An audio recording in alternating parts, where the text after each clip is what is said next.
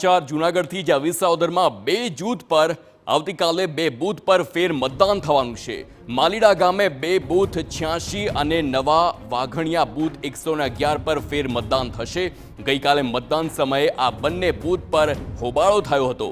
Presiding ઓફિસરે ચૂંટણી પંચને જાણ કરતા જ ફેર મતદાનનો નિર્ણય લેવામાં આવ્યો છે।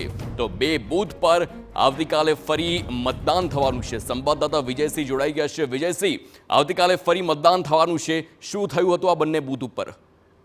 ચોક્કસથી હાર્દિક જણાવી દઉં તો જે રીતે ગઈકાલે 19 જૂનના રોજ જે રીતે સવારથી જ મતદાન શરૂ થયું હતું ત્યારે ચૂંટણી પંચે ફરી જે ફેર મતદાનનો જે નિર્ણય લેવામાં આવ્યો છે તેમાં જણાવી દઉં તો જે રીતે માલીડા ગામના બૂથ નંબર 86 અને નવા વાઘણિયા ગામના બૂથ નંબર 111 ઉપર જ્યારે આવતીકાલે 7 વાગ્યાથી ફેર મતદાનની શરૂઆત થશે।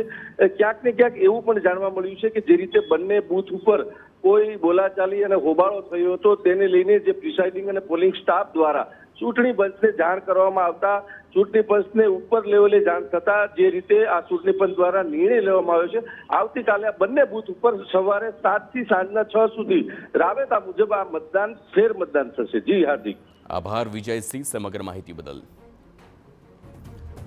તો આવતીકાલે આ બંને બૂથ ઉપર ફેર મતદાન થવાનું છે। ગઈકાલે જે પ્રકારે હોબાળો થયો હતો અને તેની બાદ પ્રિસાઇડિંગ ઓફિસરનો આ નિર્ણય કે ફરી એક વખત મતદાન આ બંને બૂથ પર કરવામાં આવશે।